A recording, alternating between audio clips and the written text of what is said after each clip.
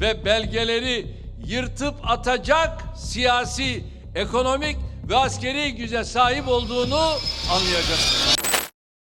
Picture this: the Eastern Mediterranean, a region simmering with potential conflict, rich in untapped energy reserves, and riddled with geopolitical tensions. On top of this, we have two longtime rivals, Greece and Turkey, engaged in a rapidly escalating naval arms race. Both countries are pouring billions into their military forces, not just to protect territorial claims, but to assert dominance over strategic waters that could determine the region's future economic power. You might be thinking this is just the latest chapter in a centuries-old rivalry, but it goes way beyond the same old disputes over borders. It's about who controls the vast natural gas resources sitting beneath the Mediterranean.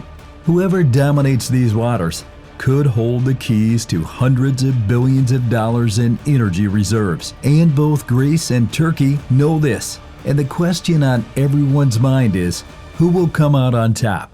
Will Greece, with its ambitious modernization program, secure its position? Or will Turkey, driven by its aggressive Blue Homeland Doctrine, emerge as the dominant force? Let's dive deep into this, starting with Greece's naval buildup. Then, we'll turn our attention to Turkey's bold plans as both nations race to secure supremacy in the Mediterranean. We invite you to watch this video until the end to find out who the real boss of the Mediterranean is. You see, the hostility between Greece and Turkey is a deep-rooted conflict that stretches back centuries.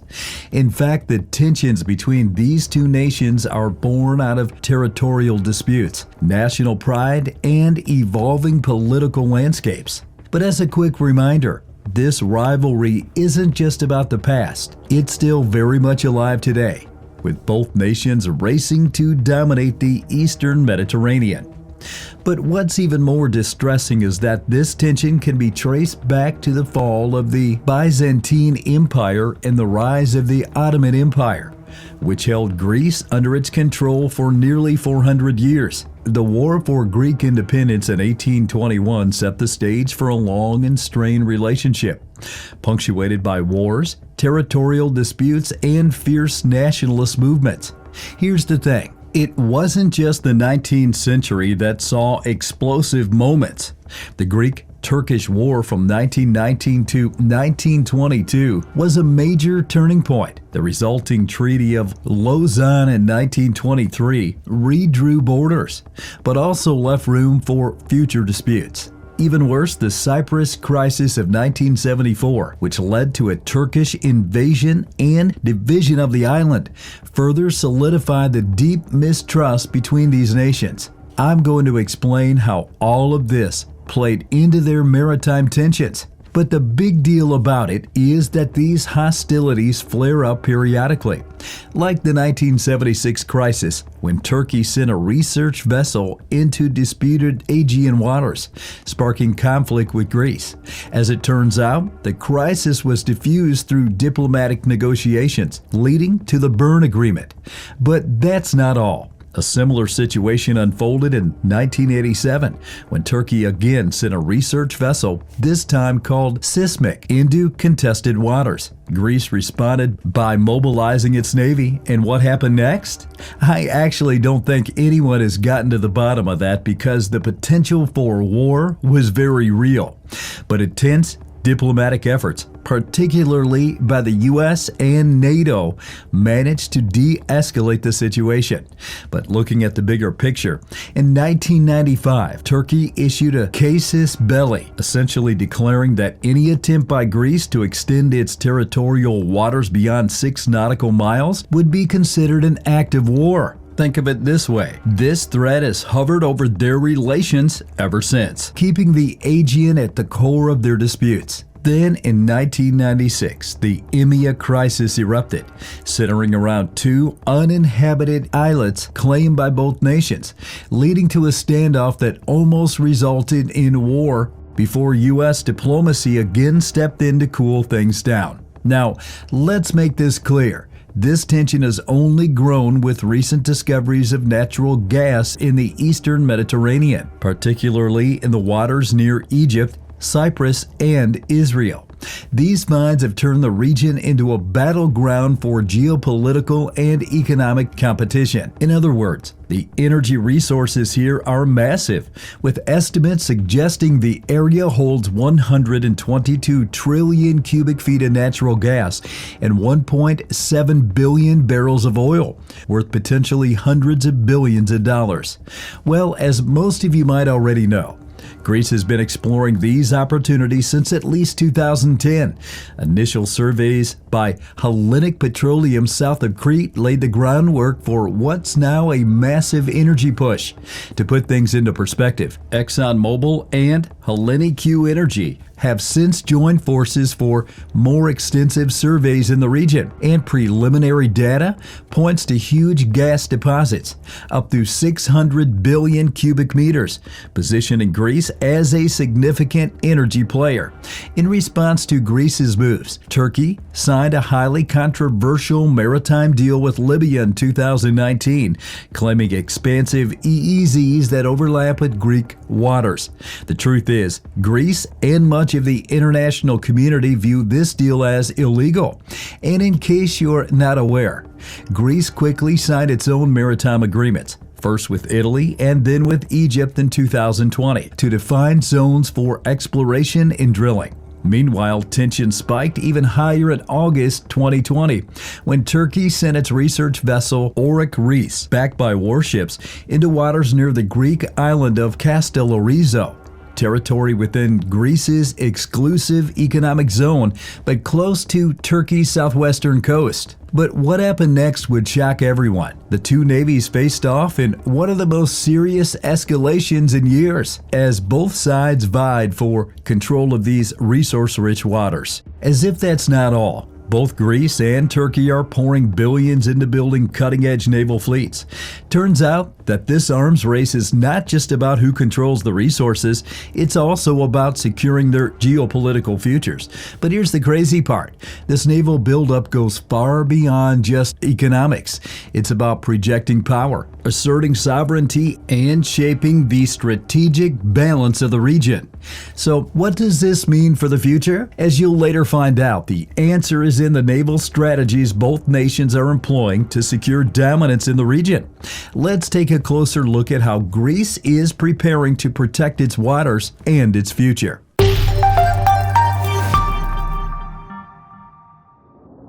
You see, when we talk about Greece's naval modernization, it's clear this is one of the most ambitious efforts the Hellenic Navy has ever undertaken.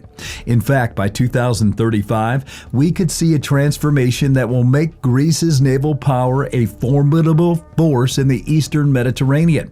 But as a quick reminder, while these forecasts are based on current research, things could change due to political shifts, budget adjustments, or evolving strategic priorities. What's more, Greece's S-class frigates, like Turkey's, are set to be decommissioned by 2030 to 2035 as part of a larger modernization program, so they're not included in this forecast. Now, let's start with the centerpiece of Greece's modernization, the acquisition of FDI-HN frigates, also known as Belhera-class frigates. Greece is set to receive 3 of these state-of-the-art vessels by 2026 and is currently negotiating for 1 more, with the first expected to arrive as soon as 2025. To paint a clearer picture, these 4,500-ton frigates are equipped for multi-role missions, including anti-aircraft, anti-ship, and anti-submarine warfare. They'll boast 32 Aster 30 surface-to-air missiles for long-range defense, 8 Exocet MM-40 Block 3C anti-ship missiles with a 180-kilometer range, and Scalp naval cruise missiles, which can strike targets up to 1,000 kilometers away. In other words, these ships are a powerhouse. and Greece's navy will be able to project significant force across the region. But here's the thing, the FDI frigates aren't the only major asset Greece is looking to deploy. The Constellation-class frigate, a 7,000-ton warship designed for modern naval warfare, was also part of Greece's strategic plan. These ships, equipped with AN Spy-6 radar, Harpoon anti-ship missiles, and Mk-46 torpedoes, would offer Greece formidable firepower. However, the development of this class has hit delays, and the projected timeline for their arrival remains unclear. But with the urgency of tensions in the eastern Mediterranean, waiting for the Constellation class might not be the most practical approach. Instead, acquiring additional FDI HN frigates would be a smarter shift for Greece. This would not only accelerate their naval modernization, but also secure a more immediate strategic advantage. Once more, prioritizing construction in Greek shipyards could boost the domestic economy and support the defense industry. Another win for Greece. But wait, there's more. Greece isn't stopping at frigates. They're also investing heavily in corvettes. The current plan is to acquire 3 new corvettes, with contenders like the Gawain class by Naval Group and the Sigma class by Damon on the table. These smaller, versatile ships will be critical for anti-submarine, surface warfare, and patrol missions. And in case you need more proof of this, Greece is also part of the Euro Corvette program, aiming to build up to 4 more Euro corvettes over the next decade, all in Greek shipyards. But what I'm going to reveal next is perhaps the most interesting part. If Greece doesn't make swift decisions, it could miss crucial deadlines in this 10-year window. Meanwhile, Greece's existing fleet is also getting a facelift.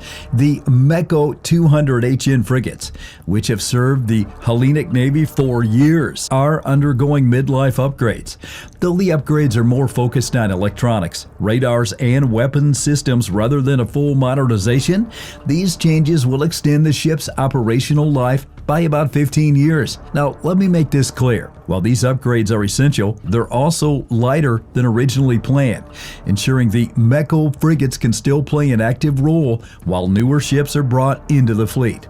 And then there's Greece's submarine fleet. Greece currently operates 4 Type 214 submarines, some of the most advanced diesel-electric subs in the world. Along with 1 upgraded Type 209 submarine, these Type 214s are game changers, featuring air-independent propulsion systems that allow them to remain submerged for longer periods. By 2035, Greece plans to add 2 more Type 214 submarines, solidifying its underwater capabilities, especially in the contested waters of the Aegean and Mediterranean seas. But that's not all. The Rusin-class fast attack craft, also known as Super Vita class vessels, are another crucial part of Greece's strategy. These nimble 550-ton ships are built for speed, capable of reaching 35 knots, and are armed with 8 Exocet missiles. Greece already has 7 of these ships, and they're perfect for rapid strikes, particularly in the narrow waters of the Aegean, providing both firepower and mobility. Okay, so let me get this straight. Greece's naval modernization will cost 18 to 20 billion euro. But as of now, 2.16 billion euro has already been paid for the first 3 FDI frigates. The breakdown includes 3.3 billion euro for those 3, another 1.1 billion euro for a 4th, and potentially 8.4 billion euros for an additional 7 Belhera class frigates, or 10.5 billion euros for Constellation class frigates. That's already hefty, but it doesn't stop there. Greece is also looking for 1.5 billion euro for the 3 new corvettes, 1.4 billion euro for the 4 Euro corvettes, 600 million euro for the Meko frigate upgrades, and another 2 billion euro for the 2 additional submarines. Even more, Greece is planning to have between 22 and 36 frontline ships by 2035. But the big question is, will Greece be able to follow through on this ambitious plan? In political or economic factors intervene, delaying or halting these efforts, Greece could find itself in a significant disadvantage, especially as Turkey continues its own aggressive naval buildup. Which begs the question, how is Turkey preparing its own naval fleet to dominate the Mediterranean region?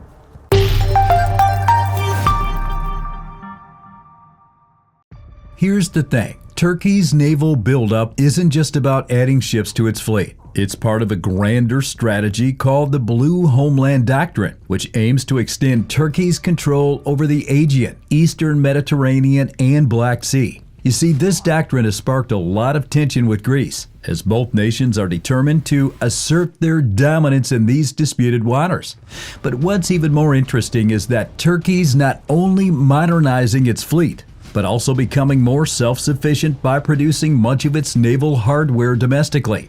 One of the key pieces of Turkey's naval transformation is the TCG Anadolu, a 27,000-ton amphibious assault ship and light aircraft carrier. In fact, this ship changes everything. It gives Turkey the ability to project power across the region like never before.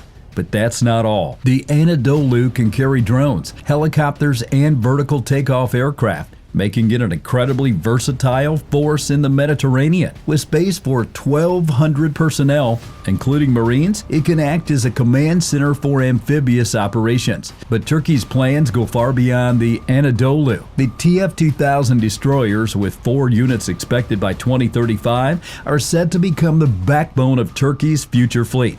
These destroyers will be equipped with Cyper long-range surface-to-air missiles, Atmaka anti-ship missiles, Gezgin cruise missiles, giving them massive firepower for both defense and offensive strikes. And here's the crazy part. These destroyers will also feature advanced radar and sonar systems, meaning Turkey can detect and neutralize threats well before they get close. But the reality is, the TF-2000 destroyers are only part of Turkey's naval buildup. The Istanbul-class frigates are another crucial element. The first ship, TCG Istanbul, is already complete, and by 2035, Turkey plans to have 8 of these multi-role frigates. These ships, loaded with Atmaka anti-ship missiles and Hizar-O surface-to-air missiles, will be highly effective in enforcing Turkey's territorial claims in the Mediterranean. And in case you're not aware, Turkey has also developed an impressive fleet of corvettes. The Ada class and the upcoming Hizar class are designed for coastal defense and patrol duties, making them essential for Turkey to assert control in disputed waters. These corvettes are stealthy, highly maneuverable, and armed with advanced missiles, making them a real threat in literal combat zones. But what's even more fascinating is Turkey's submarine fleet. Right now, Turkey operates older submarines, but by 2035, it will have 6 new Type 214 submarines. These subs are equipped with air-independent propulsion systems, which allows them to stay submerged for long periods without surfacing. These submarines will give Turkey a significant advantage in underwater warfare, rivaling even Greece's capabilities. But here's where it gets interesting. With domestic shipyards building many of these vessels, Turkey is saving 20 to 30% in costs compared to buying ships abroad. By 2035, Turkey plans to have 38 to 46 frontline ships, including destroyers, frigates, corvettes, and submarines. In reality, Turkey is investing around 14.9 billion euros to build 24 new ships and modernize 4 existing ones, and they're doing it with less strain on their budget compared to Greece. But all differences aside, what does the future truly look like for the Mediterranean as the new arms race takes its course? As we've already seen, the naval rivalry between Greece and Turkey is reaching new heights. And by 2035, this struggle for dominance in the Eastern Mediterranean will come to a head. Greece's sovereignty, its exclusive economic zones, and access to vital energy resources are all at risk. The truth is, Greece can't afford to delay or scale back its naval modernization. The region holds hundreds of billions of euros worth of natural gas and oil, and without a strong naval presence, Greece risks being outmaneuvered by Turkey's rapidly expanding fleet. Now, Greece must figure out how to fund this ambitious project, whether through government government support, strategic alliances, or international defense partnerships. So the big question is, will Greece rise to the challenge and secure its future in the Eastern Mediterranean? Or will Turkey's rapid expansion leave Greece trailing behind? The stakes couldn't be higher, but only time will tell. Let us know your personal thoughts in the comment section. And if you found this video valuable, don't forget to like, subscribe, and hit that notification bell to stay updated as this high-stakes rivalry continues to unfold. Thanks for watching, and we'll see you in the next video.